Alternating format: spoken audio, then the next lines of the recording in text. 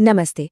पिछले कुछ समय से दुनिया की नज़रें अमेरिका और ईरान के बीच बढ़ते हुए तनाव पर टिकी हैं। ये तनाव खतरनाक लेवल तक पहुंच चुका है। लेकिन इस कहानी में सिर्फ दो किरदार नहीं हैं, एक तीसरा और बहुत ज़रूरी देश भी शामिल है, भारत। तो आज हम इसी कॉम्प्लेक्स ट्रायंगल को समझने की कोशिश करेंगे और देखेंगे कि इसका असल में मतलब क्या है। ये कोई डिप्लोमैटिक बयान नहीं है, ये एक सीधी सीधी चेतावनी है जो आई है ईरान की तरफ से। और ये एक लाइन इस पूरी सिचुएशन की गंभीरता को साफ कर देती है। ऑल आउट वॉर, मतलब एक ऐसा युद्ध जिसकी कोई लिमिट नहीं होगी, एक टोटल चौतरफा जंग। तो सवाल ये उठता है कि आखिर अमेरिका और ईरान इस मोड़ तक पहुंचे कैसे? और इससे भी बड़ा सवाल, इस पूरे हाई स्टेक्स गेम में भारत की क्या पोजीशन है? कहाँ खड़ा है भारत? चलिए इन्हीं सवालों के जवाब ढूंढते हैं। अच्छा, तो ये जो हालिया तनाव है, इसकी चिंगारी कहाँ से भड़की? इसकी शुरुआत हुई अमेरिका के पूर्व राष्ट्रपति डोनाल्ड ट्रंप के एक काफी चौंकाने वाले बयान से। हुआ ये कि एक वीडियो मैसेज में ट्रंप ने ईरान को सीधी धमकी दी। कहा कि अमेरिकी वॉरशिप्स का एक अर्माडा ईरान की तरफ बढ़ रहा है।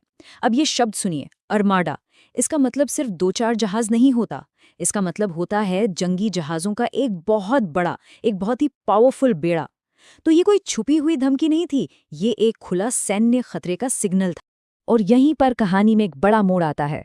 ट्रंप ने दावा किया कि उनकी इस धमकी का नतीजा ये हुआ कि ईरान में 840 प्रदर्शनकारियों को सरेआम फांसी दी जाने वाली थी, जो रुक गई।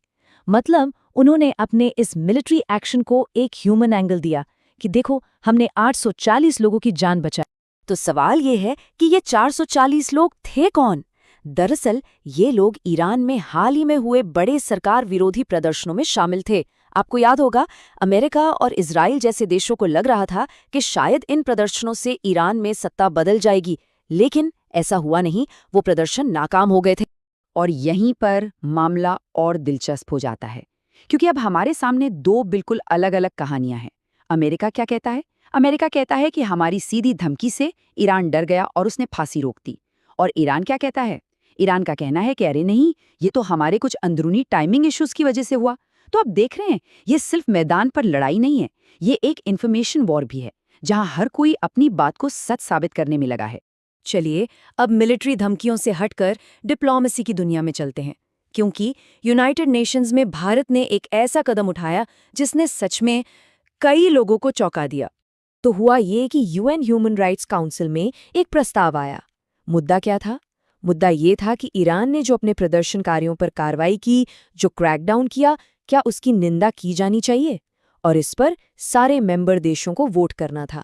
और जब नतीजे आए तो वो काफी दिलचस्प थे। अमेरिका और ज्यादातर वेस्टर्न देशों ने, जैसा कि उम्मीद थी, प्रस्ताव के पक्ष में येस वोट किया। लेकिन सरप्राइज ये था कि भारत ने इस प्रस्ताव के खिलाफ नो में वोट डाला। और किसके साथ? चीन के साथ। अब ये समझना बहुत ज़रूरी है कि भारत का ये कदम इतना बड़ा क्यों माना जा रहा है। देखिए, आमतौर पर जब ऐसे सेंसिटिव मामले आते हैं और भारत किसी का भी पक्ष नहीं लेना चाहता, तो वो क्या करता है? वो वोटिंग से ही दूर रहता है, जिसे कहते हैं एब्सटेन करना। लेकिन इस बार एब्सटेन करने की बजाय एक साफ साफ नो वोट देना, ये भारत की फॉरेन पॉलिसी में एक बड़े शिफ्ट का इशारा हो सकता है। और जाहिर है, भारत के इस कदम का ईरान ने खुले दिल से स्वागत किया। ईरान के सुप्रीम लीडर के एक रिप्रेजेंटेटिव का तुरंत बयान आया, जिसमें उन्होंने भारत के साथ अच्छे रिश्ते और सहयोग की बात पर जोर दिया। और सिर्फ यही नहीं, ईरान ने याद दिलाया कि दोनों देशों का रिश्ता कोई नया नहीं है। ये तो 3000 साल पुराना, गहरा, ऐतिहासिक और सिविलाइजेशनल रिश्ता है। ये सिर्फ एक डिप्लोमेटिक टाई अप नहीं है, ये एक बहुत लंबी हिस्ट्री है जो आज चाबाहार पोर्ट जैसे बड़े स्ट्रेटेजिक प्रोजेक्ट्स की नींव है। और ये चाबाहार पोर्ट भारत के लिए गेम चेंजर है। सोचिए, ईरान में बना एक ऐसा रास्ता जो भारत को, पाकिस्तान को पूरी तरह से बाईपास करके सीधे अफगानिस्तान और सेंट्रल एशिया के मार्केट्स तक पहुंच देता है।